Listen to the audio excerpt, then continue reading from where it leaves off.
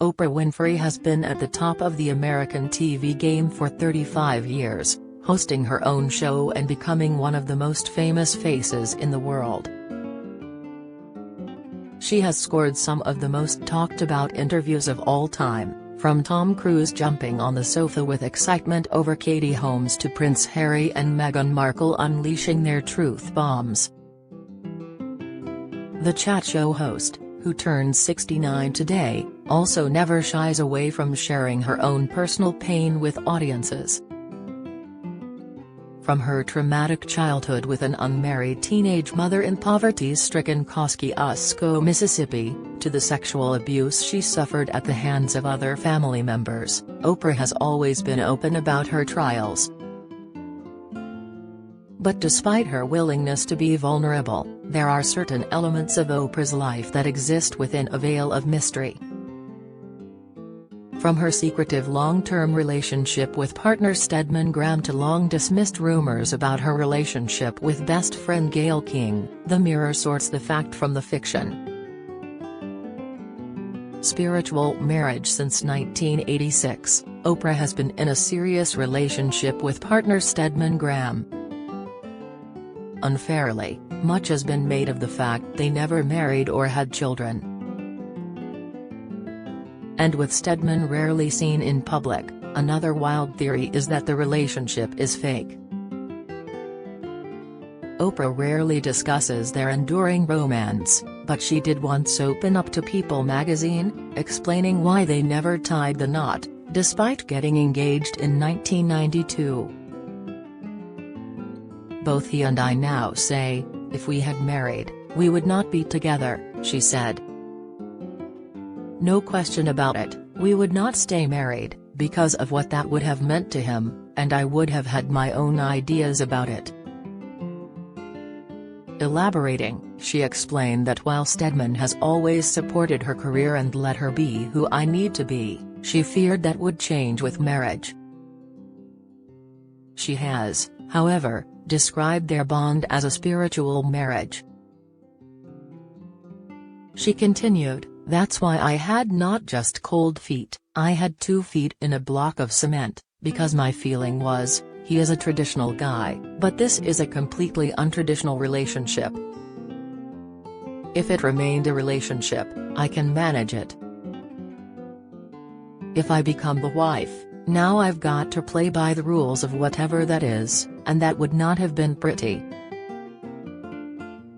As for children, she confirmed that once upon a time she had actually bought an additional apartment with a view to starting a family. But her years as a chat show host made her realize that motherhood wasn't for her. "Doing the Oprah show allowed me to see the depth of responsibility and sacrifice that is actually required to be a mother. I realized, whoa, I'm talking to a lot of messed up people, and they are messed up because they had mothers and fathers who are not aware of how serious that job is," she said. "I have not had one regret about that." Gayle King. Rumors. For years rumors abounded that Oprah and her bestie were more than friends. The pair met working at a Baltimore TV station in the 1980s and have long been inseparable. But the exasperated star finally silenced the gossip when she hit out at the irritating speculation.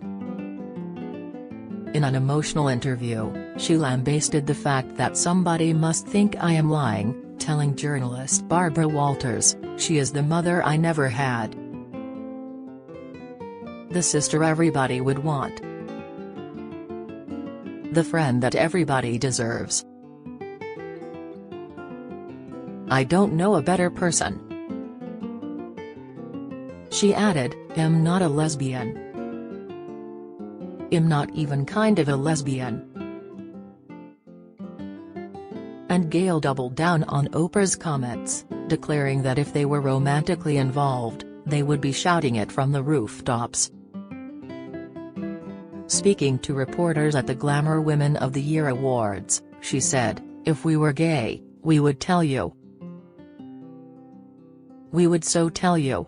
We wouldn't try to keep that a secret because there's nothing wrong with being gay. So if we were, we would tell you. The truth of the matter is we're not. It's hard enough for me to get a date on a Saturday night as it is. Adoption riddle. Back in 2015, a man claimed to be Oprah's secret son, accosting her as she arrived to film The Ed Sullivan Show and alleging that she tried to adopt him as a teen. Calvin Mitchell told how the media mogul paid for his private education, but accused her of cutting him out of her life when he dropped out of school. The 42-year-old, who is now a truck driver, claimed that Oprah and Stedman helped raise him for 5 years before allegedly turning their backs on him after he made a dumb mistake. He told Radar Online, "I want to ask Oprah, why did you leave me? Why did you leave me? I'm still searching. I don't have closure to this. I just don't understand," he said. Mitchell revealed that Oprah coughed up the cash for his expensive education at the Pineywood School, a prestigious Christian-based boarding school.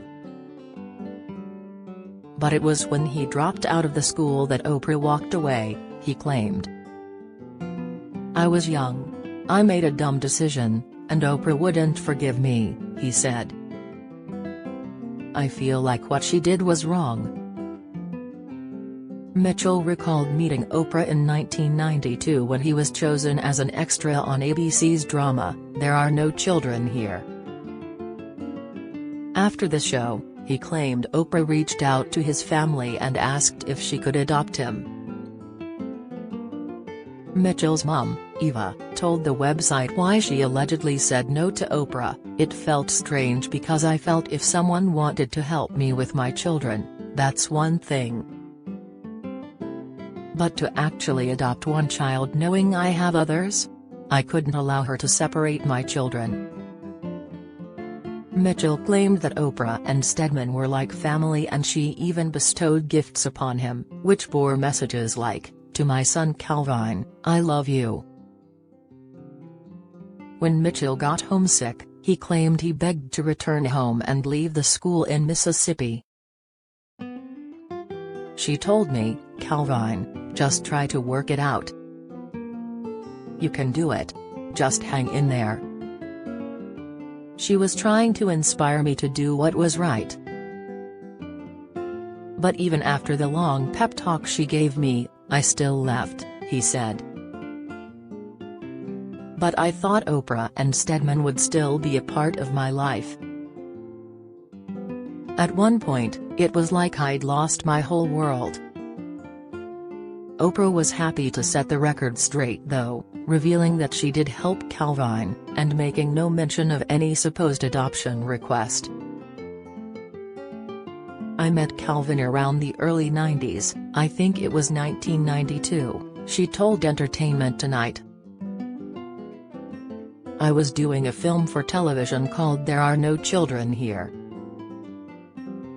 We were shooting in the projects in Chicago and I was sitting on set during a break, and this cute little sparkly-eyed boy came underneath the yellow tape to hand me a soda."